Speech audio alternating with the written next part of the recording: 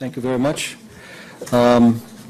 It's truly a pleasure to be here. I'd like to thank the organizers of this meeting, which looks extremely well organized. It's been a pleasure being here in Paris once again. It's my second time just this year, and I have no complaints. I love France. I wish I could speak your language, which is beautiful, but I'm not that smart. So excuse the English, you have to do it for today. So my talk today here, it's going to diverge from the first two speakers, because sometimes we do not have the opportunity of actually saving the vital pulp. As a specialist working in the United States, usually I don't see those patients, and I wish I did see those patients. Very rare I see a vital pulp. It's mainly badly infected, abscessed teeth. And in certain cases, that occurs with children, and that is a huge problem. So that's what we're going to be talking today about. All right, so I'm going to present the existing evidence on this new treatment modality. Please, that's my email address. In case you have any questions or concerns, you can email me later. If we don't have opportunity. Inquiétude, si vous avez des opportunités, si on n'a pas la possibilité de se parler ici, vous pourrez toujours m'envoyer un mail. Mais la dent immature est un véritable défi clinique. Un cas comme celui-ci, par exemple, n'est pas inhabituel dans notre pratique. Un jeune patient avec une dent immature qui est déjà nécrosée. Alors, quelle est l'alternative crédible ici? Eh bien, oui, on peut faire un traitement de dévitalisation et dans des conditions optimales avec une digue en caoutchouc, sous microscope, on peut obtenir un succès important. Cependant, le traitement fera peu pour l'établissement de réponses physiologiques de la part de la pulpe. Et le problème ici, un des problèmes principaux, est le traumatisme. Il peut arriver jusqu'à 35% des patients. C'est une superbe étude qui vient de Scandinavie, vous reconnaissez les noms. Et les enfants, bien évidemment, sont à un plus grand risque de traumatisme et puis de nécrose à cause d'anomalies dentaires, comme la dens invaginatus. Environ 65% des cas qui ont subi un traumatisme se soldent par une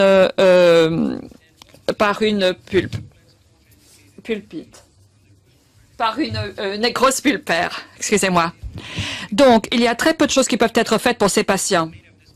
Et souvent, ça conduit à une une avulsion des dents, et ça peut être dévastateur d'ailleurs. Alors, les alternatives sont une apexification ou bien une régénération dentaire. Et voici une animation de la procédure et de l'intervention. Avant de commencer, je voudrais mettre l'accent sur certaines caractéristiques des dents immatures. Donc, parois minces. Ici, cette structure, vous vous rappellerez, en leçon d'embryologie, sur les organes, sur le développement des dents, que ces cellules mosaïques contiennent au sein de la papille, forment la racine par le biais de l'interaction. C'est donc une interaction épithélium et d'un autre organe qui va dicter la forme de la peau. Et donc, si cette pulpe est nécrosée, s'il y a une nécrose pulpaire, ce processus est interrompu. Et donc, au lieu de faire une dévitalisation, je vais regarder, je vais vous montrer ce que nous faisons à l'heure actuelle. Donc, nous allons désinfecter avec de l'hypochlorite à 1,5%. On va drainer, on va mettre une pâte antibiotique ou un autre agent. Deuxième visite, on élimine tout ça et on a une autre solution moins concentrée de DTA. Et puis on va provoquer le saignement, ensuite coagulum, membrane de collagène, matériaux bioactifs et ensuite ciment ionomère et ciment vert ionomère. Et voici comment nous procédons. Move along. We've shown in San Bleeding is Antonio. induced by rotating a pre-bent my size narration. 25K file 2 millimeters past the apical foramen. Voilà. C'est ma voix que vous avez entendu à l'enregistrement. Nous avons pu démontrer pour la première fois en 2011 à San Antonio que cette procédure de revascularisation, ça entraîne l'arrivée de cellules souches à l'intérieur de la dent. Et ça multiplie par 600 ça multiplie par 600 la concentration en cellules mésenchymateuses. On a également démontré en 2015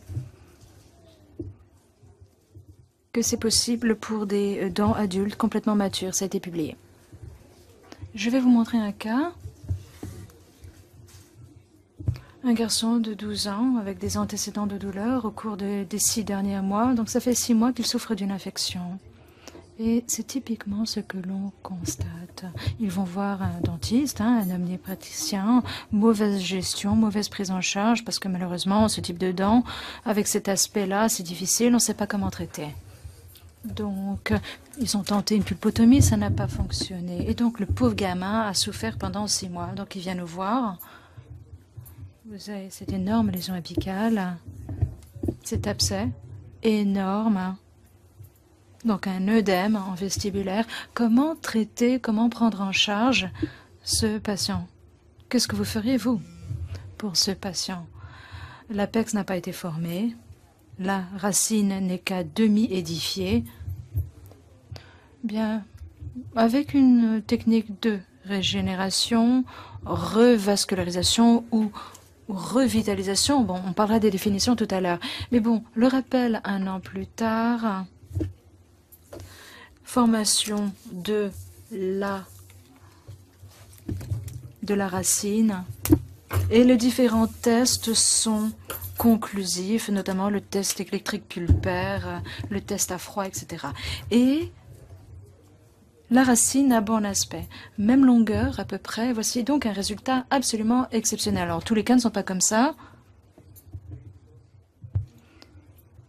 mais c'est un excellent résultat. Un résultat qui aurait été impossible il y a encore quelques années. Un deuxième cas de l'université de Maido, en Thaïlande. Une patiente de 11 ans, des antécédents de douleur, un œdème sur la dent numéro 20. Une dévitalisation est impossible. Donc, on intervient. Voici les résultats. À 1 an, à 3 ans. Et voyez, la bifurcation, même la morphologie de la racine semble convenir, semble très favorable. Donc, excellent résultat. L'Association américaine des endodontistes a publié cet ouvrage et notamment la définition suivante. L'endodontie régénératrice, ce sont des procédures à fondement biologique conçues pour remplacer, pour remplacer des structures endommagées, notamment les structures dentinaires et racinaires, ainsi que les cellules du complexe pulpodentinaire. Donc l'objectif de ces procédures consiste à remplacer des tissus vivants, des tissus cellulaires vivants qui ont disparu à cause de la pathologie. Ça, c'est l'objectif, mais ce n'est pas du tout la prétention. Quelle est la prétention? Notre prétention est de régénérer ces structures endommagées. Donc, il y a différence entre prétention et objectif. Notre objectif reste le suivant, on veut remplacer ces cellules. Troisième cas, traité par mes soins, un gamin de 14 ans, traité au Mexique, et quelqu'un lui a dit il faut une dévitalisation. Bon, donc la dévitalisation a été pratiquée, le gamin a développé un abcès. À l'époque, j'ai envisagé les choses. Est-ce qu'il fallait revitaliser? Est-ce que c'était indiqué? Mais vous avez le nerf alvéolaire inférieur et qui est tout près et j'ai pas envie de l'effracter. Je veux pas m'approcher de si près. Donc, quelles étaient les solutions possibles? Juste avant l'apexification, eh bien, j'aimerais mettre en exergue les difficultés de cette intervention. Une fois qu'on a traité pharmacologiquement, la membrane de collagène est placée. Vous la voyez ici. Voyez? La flèche, c'est une membrane en collagène qui remplace l'apex. pour contenir le MTA.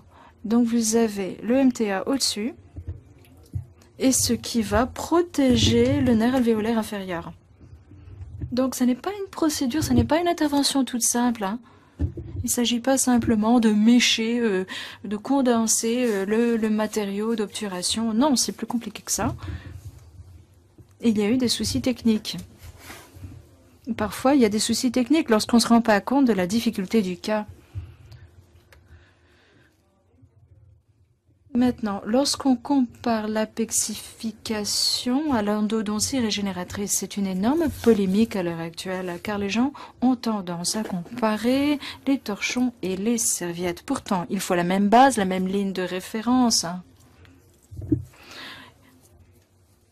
Il ne faut pas comparer les torchons et les serviettes. Un traitement non chirurgical du canal radiculaire d'une part et l'apexification d'autre part. Il s'agit là de deux choses complètement différentes. Donc cette année, on a mis en place la fameuse pyramide à 3 niveaux avec différents résultats cliniques. Stéphane l'a présenté ce matin, enfin aujourd'hui au cours de son intervention. Donc merci beaucoup Stéphane. Voici donc une façon différente de voir les choses. À mon avis, dans l'art dentaire, de manière générale, il faut vraiment que le patient passe avant tout. J'ai beaucoup apprécié les interventions précédentes. On en revient toujours à la même idée, hein. Le patient est au cœur de tout et doit faire partie intégrante du processus décisionnel. Donc, à la base de la pyramide, on trouve le patient. Pour quelle raison? Parce que c'est important pour le patient que la maladie, que la pathologie soit résolue, qu'il n'y ait pas d'œdème, de drainage, de douleur. La survie de la dent, c'est important également. La fonction, bien évidemment. Et puis l'esthétique est importante pour le patient. Voici donc les priorités du patient. Il ne faut pas que ça fasse mal, que la dent soit dans la bouche et que ça ait bel aspect. C'est tout ce qui le préoccupe. C'est ce qu'on appelle les résultats axés sur le patient, les priorités du patient. Mais le clinicien a ses propres priorités. Si on regarde la radio, on fait un test de vitalité pulpaire, on traite la dent, on veut voir si la racine continue de se développer. Le patient, il s'en fiche un peu. Mais c'est là une priorité pour le clinicien. Et c'est aussi important que les priorités du patient, il faut se pencher dessus également. Et donc, au sommet de la pyramide, vous avez les résultats axés sur l'aspect scientifique. Moi, je suis scientifique, je suis clinicien. Je gère un laboratoire parallèlement à mon travail clinique. Et pour moi, tout est important. Et le sommet de la pyramide est tout aussi important, car il faut mettre la barre très haut, le plus haut possible, avoir les meilleurs résultats possibles. Mais les résultats, tout en haut de la pyramide, n'ont pas d'incidence sur les résultats prioritaires du patient. Les patients, peu leur importe s'il y a des odontoblastes au sein de la dent. Moi, aucun patient ne m'a posé la question. J'ai un odontoblaste dans ma dent? Non, jamais on m'a posé cette question. Ça ne les préoccupe pas. Penchons-nous sur les priorités du patient. Voici donc une étude australienne. L'équipe a analysé de façon prospective 16 cas consécutifs, dont 13 cas de traumatisme, donc des incisives centrales traumatisées. Il faut vraiment regarder l'étiologie.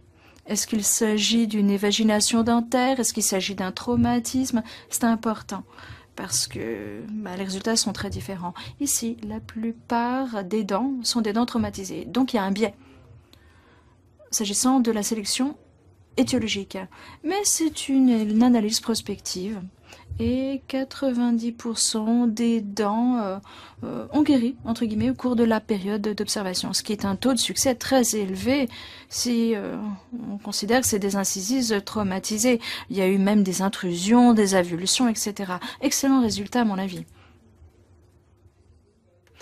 Une autre étude, rétrospective cette fois, une étude très importante. En effet, c'est la première étude qui s'est penchée sur l'intervention de type apexification, revascularisation et qui les a comparées grâce à des protocoles standardisés, normalisés. Et jusque-là, toutes les autres études étaient très hétérogènes. Il y avait différents protocoles, chacun traitait les dents de façon différente. Là, au moins, ils ont suivi le même protocole. Et quels sont les résultats ? Dans le groupe ayant subi une régénération, le taux de succès était de 80%, et puis les 20% restants, il y avait soit une absence de douleur, et puis à la radio, les lésions avaient rétréci. Ça n'est pas différent du groupe MTA. Les résultats sont similaires. Quelle est la différence? J'aimerais la mettre en exergue. Taux de rappel, 77%, c'est très bon. C'est difficile généralement de faire revenir les patients, mais l'étiologie est différente. Dans le groupe régénération, on avait plus d'évagination dentaire par opposition au groupe MTA, où vous avez la moitié des cas qui étaient de traumatisme. Donc moi, c'est le nez, je vous les présente. Pourquoi? Parce que quand vous regardez ces résultats, vous dites « Oh, mais c'est génial !» La revascularisation, la régénération a d'excellents résultats. Les évaginations denses, les évaginations dentaires semblent avoir de meilleurs résultats que les dents traumatisées. Et la différence pourrait être due à l'étiologie. Autre étude qui vient de l'Université de New York. Vous voyez, une étude rétrospective sur 19 cas. Alors, la différence, c'est que le groupe revascularisation-régénération avait plus de 3 fois plus de traumatisme. Donc, c'est le contraire de l'étude précédente. Et vous pouvez le constater ici à l'écran. S'agissant de la cicatrisation et de la survie, ces chiffres sont inférieurs à la colonne apexification. L'étiologie est différente. Ici, dans cette situation, les dents avaient été gravement traumatisées et ont été attribuées au groupe revascularisation par opposition au groupe MTA. Cependant, 80%.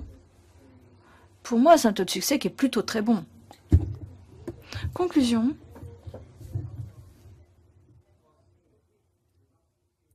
Les résultats sont comparables, mais pas supérieurs. Très bien. Voici une étude égyptienne. Une étude prospective randomisée. La toute première, une étude de petite taille, 12 patients dans chaque groupe, mais il y avait 3 groupes différents. Donc, un groupe apexification à base de MTA, deuxième groupe revitalisation et troisième groupe facteur de croissance plus matrice. Donc, le taux de succès, si on se penche uniquement sur le taux de succès, 100%, 92%, 83% respectivement. Donc, ce groupe dont le taux de succès est de 92%, le groupe du milieu, excellent résultat. Alors, qu'a fait cette équipe? Elle a mesuré la densité des lésions apicales à la radio au fil du temps grâce à un protocole normalisé et on constate que la radiotransparence baisse et la radiopacité augmente au fil des mois. Cela montre que ces lésions, l'aspect cinétique de la lésion évolue. Donc, il y a une évolution, il y a une densité plus importante à la radio. En synthèse, si on se penche sur toutes ces études, vous voyez tout à droite, l'apexification, les études sur l'apexification et le taux de guérison ou de cicatrisation. Et puis à gauche, la régénération, ou plutôt les études en la matière. Si on se penche sur les moyennes, on voit pratiquement le même chiffre. Donc, on a affaire à des patients jeunes, en bonne santé. Et si on maîtrise l'infection, les lésions vont disparaître, vont guérir.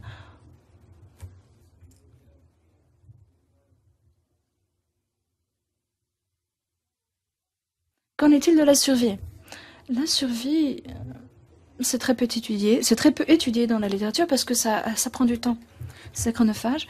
Et comme Thomas l'a dit, généralement, on n'a pas assez de recul. La seule étude qui s'est penchée là-dessus, jusqu'à présent, c'est l'étude de l'Université de Mido, en Thaïlande, j'en ai parlé tout à l'heure. Et le groupe Régénération n'a un suivi que de 18 mois, donc 1 an et demi. Qu'est-ce qu'on constate? Vous avez un taux de survie de 100%. Pour le groupe Régénération, perte d'une dent, traitée au MTA, et 4 pertes dans les autres groupes. Donc, l'hydroxyde de calcium, c'est une mauvaise idée de tremper la dent pendant trop longtemps. Et puis, les données in vitro le montrent bien. Au-delà de 3 mois, tout traitement aura un effet délétère sur la dentine. Donc, autre résultat, autre priorité pour le patient, l'esthétique. Ah, c'est important. ce qui a donné mauvaise presse à la revascularisation, à la régénération, c'est ça. Parce que à terme, il y a coloration. Et puis, les patients sont pas contents du tout d'avoir les dents colorées. Alors, voilà ce qui se passe. On les traite lorsqu'ils sont enfants. Ils s'en fichent à cet âge-là. Et à l'adolescence, ils veulent avoir une petite copine ou un petit copain, et puis on a des rendez-vous le vendredi soir, et puis ils reviennent nous voir, ils sont pas contents parce que la dent a noirci, et voilà. Donc 3 sources différentes. D'une part, l'utilisation de pâtes antibiotiques. Deuxièmement, le recours au MTA comme barrière coronaire. Alors, je ne sais pas si vous avez entendu l'intervention du docteur Camilleri hier. C'était excellentissime. Donc elle en a parlé. Il y a différentes raisons pour lesquelles il y a une coloration au MTA, peu importe quel MTA vous utilisez, il semble y avoir coloration systématique. Et puis ensuite, le saignement dans la zone esthétique. Donc parce qu'il y a un mélange d'hémoglobine, de fer, etc. Et puis ça va tacher, entre guillemets. Mais ce n'est pas inévitable. Vous pouvez utiliser de l'hydroxyde de calcium au lieu d'utiliser un médicament, un antibiotique. Vous pouvez utiliser des matériaux pro-minéralisants qui ne colorent pas, comme par exemple la biodentine. Je n'ai pas d'accords commerciaux avec qui que ce soit, mais la biodentine a été utilisée dans ce cas bien précis. Donc, le rappel à 1 an, pas de coloration. Et on a une série tout entière de cas de ce type, et puis la littérature le montre de plus en plus, la biodentine n'entraîne pas de coloration. Et ça fonctionne aussi bien que le MTA, s'agissant de la bioinduction. Donc c'est un excellent matériau. Puis il y a d'autres possibilités également.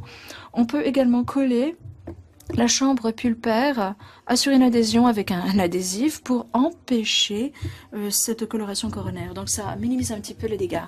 Voilà, donc vous avez différentes solutions pour régler ce problème esthétique qui est un véritable souci pour le patient. Maintenant, les priorités du clinicien.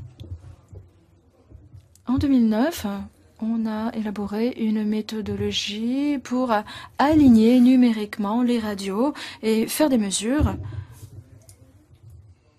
grâce à un logiciel qui est disponible en ligne gratuitement. Et vous pouvez aligner ces radios, normaliser et faire des mesures.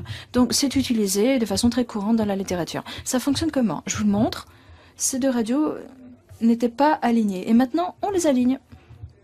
Maintenant, on peut les comparer grâce à l'alignement numérique des radios. Et on peut effectuer des mesures. Les cas qui nous sont soumis, parfois on a 46 cas différents. Et donc on examine la situation, on évalue le résultat s'agissant de l'élongation, c'est-à-dire le gain en longueur de la racine, mais également l'épaisseur dentinaire. Donc le groupe traité par revascularisation à gauche et puis à droite la plexification. Puis ensuite vous avez la dévitalisation conventionnelle. Voyez ces modalités, revascularisation induisent ce type de résultat en termes d'élongation et d'épaississement radiculaire. L'étude de l'université thaïlandaise, eh bien, cette étude a utilisé ces mêmes mesures dont j'ai parlé. Donc, en termes de largeur, le gain était de 25% contre 1,5% pour l'apexification avec utilisation d'hydroxyde de calcium. L'élongation, 15%. Il s'avère que pour l'élongation, il faut attendre beaucoup plus longtemps. 1 an et demi. Il faut attendre au moins 3 ans avant que la racine ne se rallonge. Voilà, donc ça prend beaucoup plus de temps. Maintenant, l'étude égyptienne, le pourcentage de guérison. Mais vous avez également le gain en termes d'élargissement de la racine, la revascularisation au cours des mois de suivi. On constate un gain linéaire s'agissant de la largeur radiculaire, mais également de la longueur radiculaire au fil du temps. Donc, même grâce à des méthodes quantitatives, on le constate chez le patient. En synthèse, on s'est penché sur toutes ces études qui ont quantifié les différents groupes. Ici, le groupe régénération, et ensuite l'apexification. Pas de modification ici, mais vous avez une modification là. Donc, c'est très, très clair. Donc, un groupe belge a élaboré une technique qui, à mon avis, est très astucieuse. Vous utilisez un cone beam Et ça vous donne le volume. Vous pouvez exporter les données dans un logiciel tiers et vous pouvez effectuer des mesures volumétriques. Et depuis, on a soumis des cas à ce groupe belge. Ils font les mesures pour nous. Ils s'occupent des mesures. Donc, on a un gain de 28 mm3, plus ou moins 10,5 mm3. Donc, on peut mesurer le volume dentaire, le volume radiculaire. Donc, ce cas a été traité. Les mesures ont été effectuées. Vous les voyez à droite. Vous voyez la région de la dent qui a subi ce gain, que ce soit en vestibulaire, en lingual ou en coronaire, c'est très sympathique comme résultat. Donc, un cas, qui appartient au docteur Nikita Ruparel. Vous voyez la paroi dentinaire très fine, l'ouverture de l'apex. Alors, juste après l'intervention, la radio a été prise et un mois plus tard, à 5 mois, à 12 mois et à 30 mois. Et le résultat au test électrique pulpaire est positif. Donc, calcification du canal, mais également bonne édification radiculaire. Elle émule un petit peu la molaire adjacente. Donc, très bon résultat. On a soumis le cone beam. On a fait un cone beam avant l'intervention, ensuite à 2 ans et à 4 ans. Et on a soumis ces cone beam au groupe belge qui a effectué les mesures et vous avez le gain volumétrique entre les deux radios. Donc, avant intervention, à 1 an et à 4 ans. Mais également le gain en longueur au même point temporel. Donc, du point de vue volumétrique, on constate que ces racines s'allongent et s'épaississent. Donc, elles gagnent en volume et elles se renforcent. Il y a d'autres éléments qu'on peut utiliser à l'avenir pour mesurer les résultats obtenus sur ces cas. Voici une idée très intéressante qui nous vient du Minnesota. L'utilisation de l'IRM, donc l'imagerie par résonance magnétique, qui peut nous permettre de pénétrer la dent et de voir ce qui se passe à l'intérieur. Énorme avancée technologique, car ça n'est pas destructeur, et on a la visibilité des tissus mous, les vaisseaux sanguins, la circulation sanguine, etc. Et cette technologie peut s'avérer extrêmement utile. Le docteur Nakashima, au Japon, a mené cette étude sur les chiens, donc elle a induit une revascularisation ou une régénération chez le chien, et avant l'extraction des dents, elle a fait un IRM. Et on constate les tissus pulpaires, les tissus mous qui vont jusqu'au bout et qui touchent pratiquement la barrière en MTA, la barrière coronaire.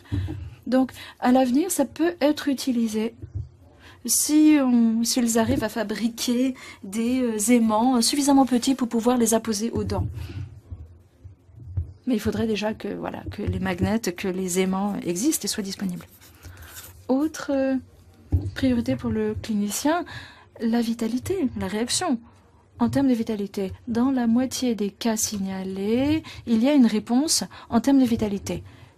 Et ce sont les mêmes chiffres que l'on constate à San Antonio. On a fait une analyse rétrospective sur 78 cas et on a environ 50% des cas qui présentent une réponse en termes de vitalité. Le mécanisme a été publié d'ores et déjà. C'est la science sous-jacente à ce qu'on appelle l'innovation. Bon, je ne vais pas rentrer dans les détails biologiques, le pourquoi et le comment, mais on a étudié de quelle façon on pouvait améliorer le système. La nociception, c'est fondamental, parce que les patients ont des réflexes. Et ces réflexes vous montrent qu'il y a des dégâts au niveau de la dent. C'est comme ça que la dent survit. Vous posez la question, vous n'êtes jamais posé la question de savoir pourquoi la dent est l'organe du corps humain qui a le plus d'innervation? Eh bien, c'est une pression évolutionnaire. Il est important de maintenir, d'entretenir sa dentition.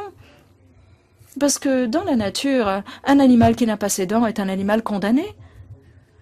Nous, bon, on utilise nos dents pour mâcher, parfois pour mordre son adversaire.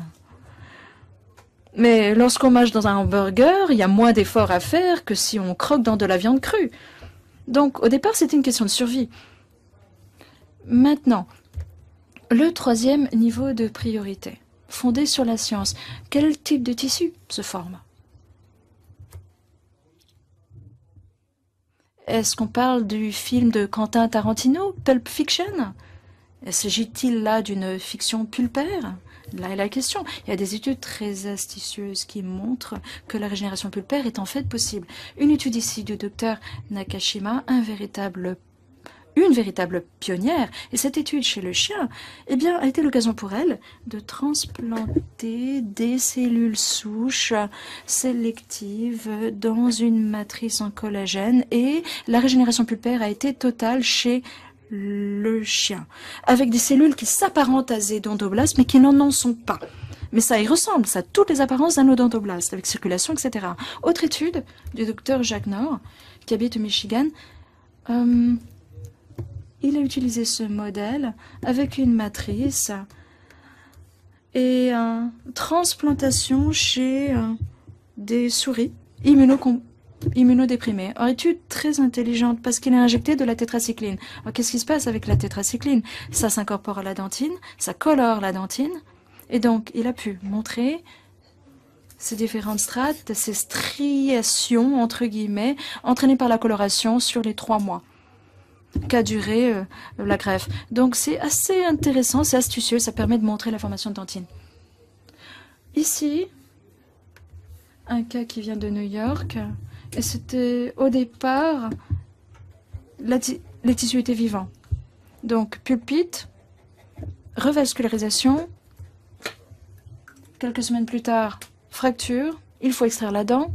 Voyez, la gaine de Hertwig, les cellules, les odontoblastes sur la paroi, très bel aspect, tout a l'air parfait. On peut s'y attendre, on ne s'attend pas à une infection. C'est la principale différence entre les études animales et le type de situation auquel on fait face dans notre clinique. L'infection, c'est un défi à relever. Donc si vous la maîtrisez, cette infection, voilà. Car si l'infection demeure, rien ne fonctionnera. En même groupe, cas différents, traité à base de régénération ou de revascularisation, à tous égards, excellent succès, disparition de la douleur, mais fracturation, peut-être parce qu'il n'y a pas eu de restauration coronaire. Aux États-Unis, on protégerait ses dents grâce à une couronne. En Europe, je ne sais pas, mais une dent comme ça, s'il n'y a pas de couronne, elle n'est pas protégée. Et donc, fracture, étude histologique, ça ne ressemble pas à de la pulpe. Vous avez des tissus sémantoïdes, des tissus ostéoïdes, avec des îlots osseux en plein milieu. Mais, du point de vue clinique, le résultat est bon. Donc, un cas qui nous vient d'un groupe belge, très bonne caractérisation histologique du cas, traitement à base de régénération, bonne guérison de la parodontite, vous avez formation d'un pont, mais il a fallu extraire la dent pour des raisons d'orthodontie. Les orthodontistes adorent extraire les prémolaires. Donc, la vérité a surgi, analyse histologique, excellent travail ici. Jusqu'à présent, c'est la meilleure description des tissus. Donc, vous avez le desmodonte, ici, de l'ostéodontine. C'est pas simplement du sément, c'est un tissu minéralisé. Ça n'est pas exactement de la dentine, ça n'est pas du sément, c'est entre les deux. C'est entre la dentine, c'est entre la morphologie dentinaire et la morphologie osseuse. C'est ce qui forme lorsque vous faites un coiffage pulpaire direct. Et ça se forme ici. Donc j'ai une question à vous poser, une question à l'intention du public. Pourquoi est-ce acceptable d'avoir une passerelle minéralisée ostéodentinaire pour la pulpotomie, mais pas ici? Posez-vous la question. Qu'est-ce qu'on a fait? On a modifié le cône. On est passé du nord de Paris au sud de Paris. Quelle est la différence? Il faut y réfléchir. En synthèse, si on se penche sur les résultats histologiques, on s'aperçoit il y a différents tissus qui se forment, mais ce n'est pas de la pulpe.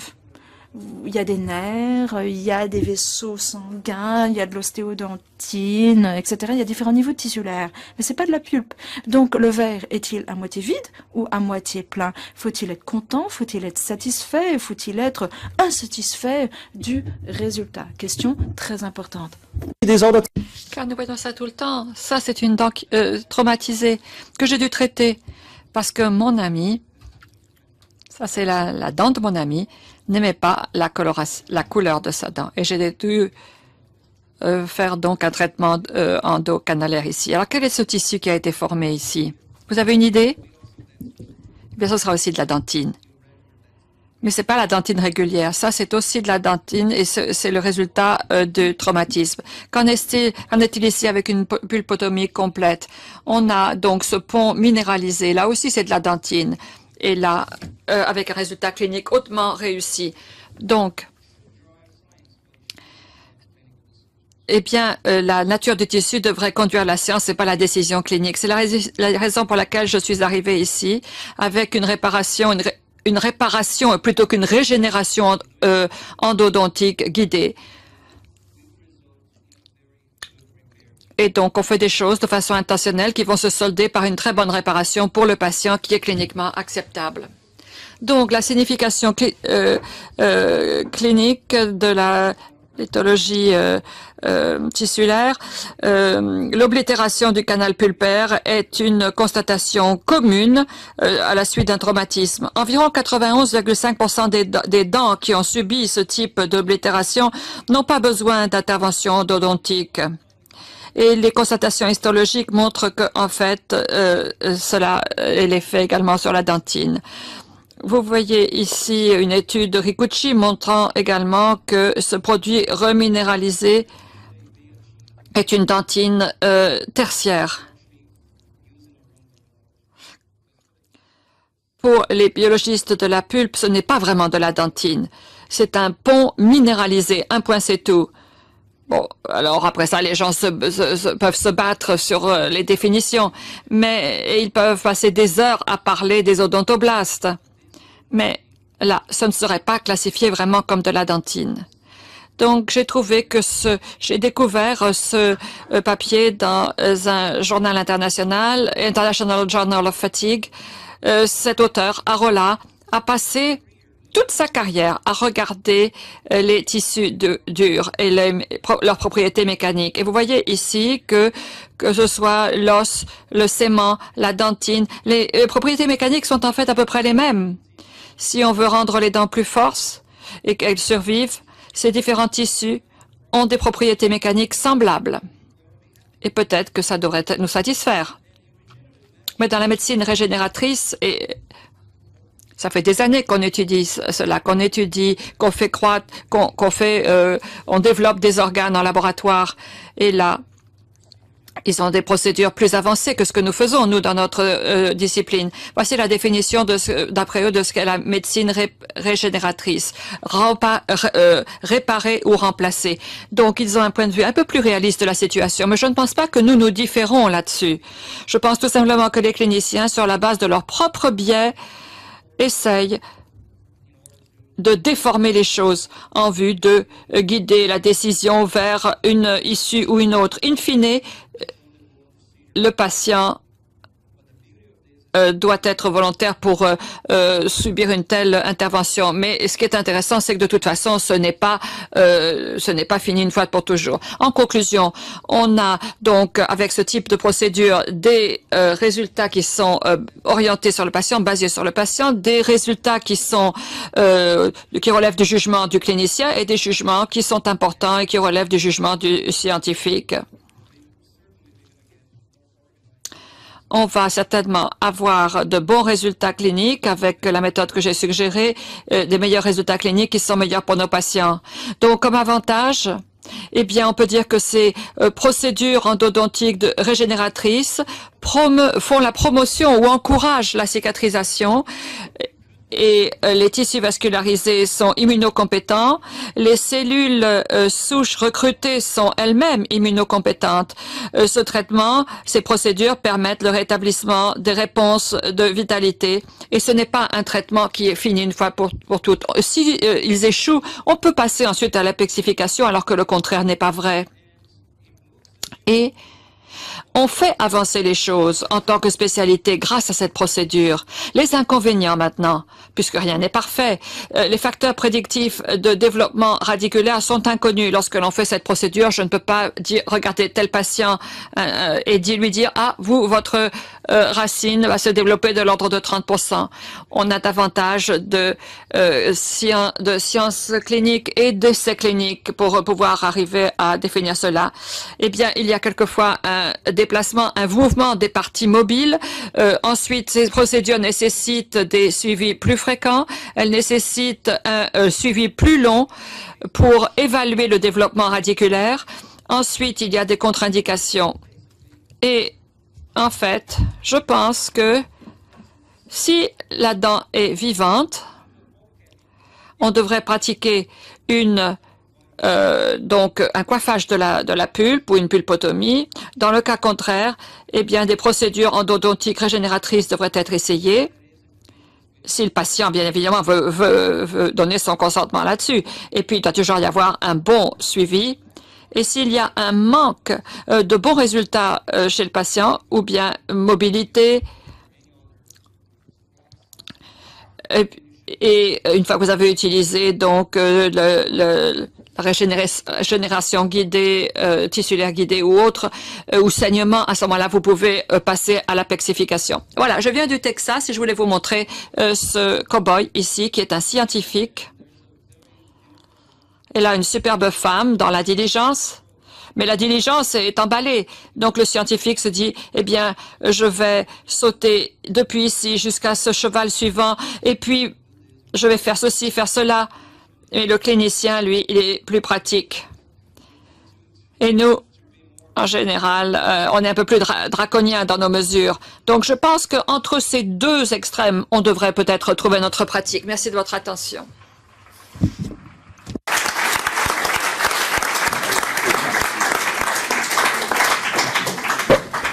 So many thanks. So we receive. Bien. Alors, nous avions bien sûr reçu beaucoup de questions à votre intention. Vous êtes nombreux à vouloir des détails sur le protocole mis en place. So if we go back to. Go ahead.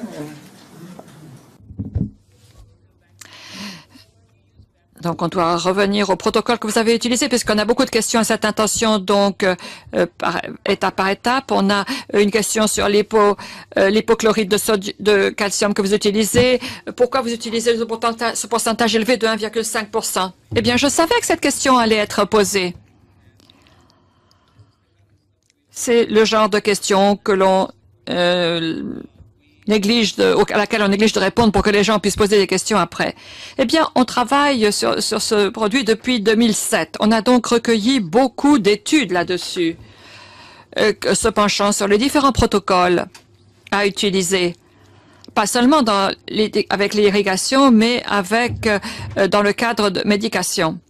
Nous avons publié une étude dans le journal d'orthodontique en 2012 et il se révèle que si vous utilisez l'hypochlorite à 6%, concentration maximale, vous dénaturez les facteurs de croissance sur la dentine. Et même après qu'on enlève la dentine, lorsque les cellules sont en contact avec le produit, il y a une réduction de la survie de ces cellules. Et c'est pratiquement impossible d'arriver à une différenciation odontoblastique. Donc, si vous diminuez la concentration jusqu'à 1,5 % et vous avez de l'EDTA à 17 % en plus de cela, comme dernière étape du processus, vous arrivez au taux maximum de différenciation et de survie des cellules arrivent au contact de la dentine. Voilà la raison pour laquelle nous choisissons cette concentration. C'est basé sur la biologie des cellules souches. Un grand nombre de questions maintenant concernant les antibiotiques. Et aussi parce qu'en France, ce n'est pas légal et disponible. Ah oui, donc ça c'est une très bonne question. Parce que ça, c'est polémique, ça prête à controverse. Lorsque les premiers cas initiaux ont été publiés, ils utilisaient toutes la monocycline, le superfluoroxine et métronidazole, donc triple antibiothérapie.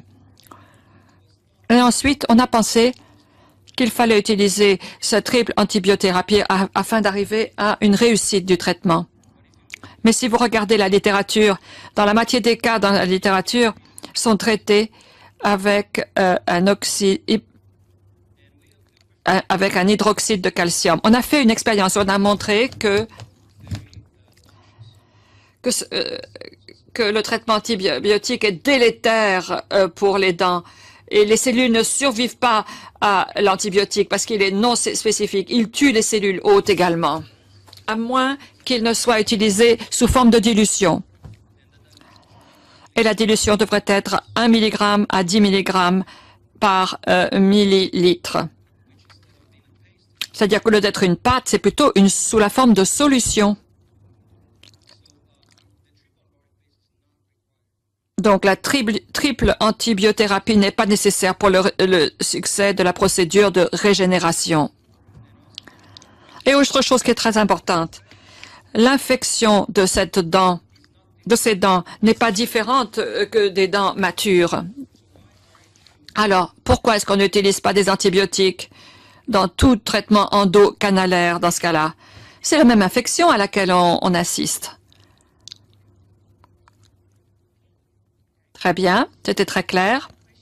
Une question en ce qui concerne le test. Le type de test que vous utilisez, électrique ou bien thermique? Le test à froid ou thermique? Eh bien, on utilise les deux types de tests, les tests électriques et autres, et les tests thermiques. La moitié soit répondent à l'EPT ou au froid. On analyse quel est le test à une réponse positive, mais ça dépend de l'épaisseur du biomatériau qui est placé lors de la restauration.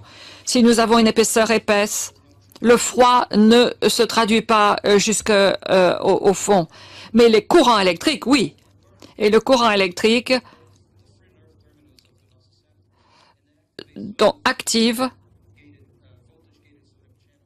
les canaux calciques, les canaux sodiques, excusez-moi, dans le nerf.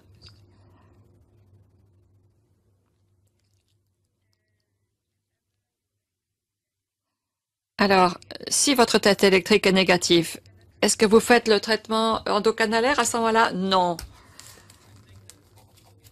Je crois qu'une fois de plus, si vous n'avez pas de réponse au test EPT, et dans la moitié des cas, il n'y aura pas de réponse au test EPT parce que l'épaisseur de la restauration et d'autres facteurs ayant trait au patient interviennent. Donc, s'il y a une absence de maladie, les résultats, c'est toujours important de penser au patient, de placer le patient au cœur de tout cela. Est-ce qu'il n'y a pas d'infection? Est-ce qu'il n'y a pas de douleur pour le patient? Et tout va bien à ce moment-là, pas besoin de traitement endocanalaire. À moins que la situation ne change.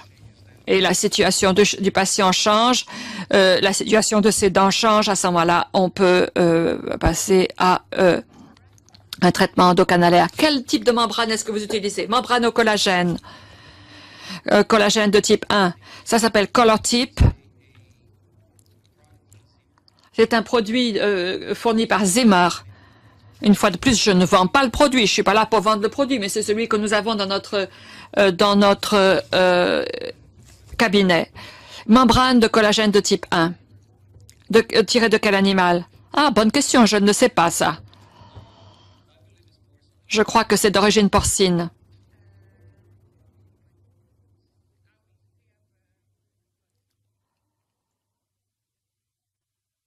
Une question? Non?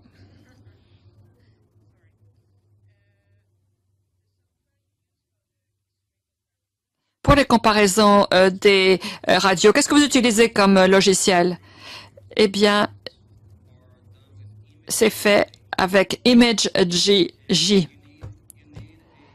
Et il est important d'avoir un plugin qui s'appelle TurboRed, un périphérique que l'on rajoute. Et il y a 2 logiciels. Avec ces 2 logiciels, on peut aligner les radios et arriver à une décision. J'ai vu une bonne question sur la dentine et sa formation. Oui, on va faire cette question, mais tout d'abord, quelqu'un demande s'il y a une limite en termes d'années pour pratiquer cette procédure, cette intervention. En termes d'âge, est-ce que les cellules souches sont les mêmes chez un enfant plus âgé? Mais je ne vais pas aller jusqu'à dire que ceci devrait être fait dans les patients âgés, ou les patients très adultes en tout cas. Mais il y a plusieurs cas de patients jusqu'à l'âge de 35 ans, par exemple, dans la mesure où il y a un apex ouvert sur où on peut pratiquer cela. On sait qu'il y a des cellules souches dans la lésion elle-même, donc on peut quand même avoir les résultats adéquats dans la mesure où l'apex est ouvert. On a un papier qui est sous presse à l'heure actuelle dans le Journal of Endodontics. On regarde les différents âges et la largeur du foramen selon l'âge. Il se révèle que l'âge est important, mais la largeur du foramen est encore plus important que l'âge. Si vous avez un apex ouvert, à ce moment-là, vous avez des résultats bien meilleurs dans une courte période de temps. Parce que l'essai que l'on a fait, on a utilisé le PCT en Égypte et j'ai collaboré avec cette étude. On a fait des mesures, mais c'était avec un suivi très court. On a donc des résultats meilleurs, plus rapides lorsque la personne est jeune et que l'apex est vraiment ouvert. Alors, si ça ne marche pas,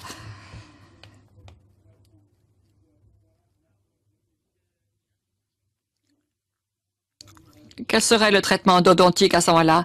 Est-ce que vous utiliseriez du MTA? Ou bien on essaiera d'identifier la raison pour laquelle les choses ne marchent pas, n'ont pas fonctionné. Et on me pose souvent cette question lorsque je présente ces cas. Et c'est pas un peu comme les thérapies de... Alors, c'est un peu comme un échec de traitement canalaire qui se passe dans 10% des nécroses pulpaires. Mais si s'il y a un échec, c'est parce qu'il y a une infection qui persiste, parce que les résultats du patient ne seront pas bons. Vous aurez une infection, vous aurez une tuméfaction ou vous aurez de la douleur. Et donc, il faut désinfecter la dent à nouveau. Il faut rentrer dans le système endocanalaire et voir ce qui s'y trouve. La plupart du temps, on va voir donc à ce moment-là des tissus nécrotiques et on va essayer de voir si on recommence avec cette régénération ou bien si on passe à l'apexification. Alors, on a eu des patients où on a reprocédé une deuxième fois avec le même traitement et la deuxième fois, ça a réussi. Probablement, la deuxième fois, on était plus agressif avec le désinfectant. On a utilisé donc une concentration plus importante. On est passé, on a utilisé aussi, en plus on a utilisé un antibiotique et puis d'autres modalités. Dans certains cas, le patient choisit de ne pas se soumettre à cette procédure à nouveau. Et à ce moment-là, on est passé à la pexification. Très bien, Hannibal. Maintenant, des questions générales pour les orateurs précédents. Et merci beaucoup.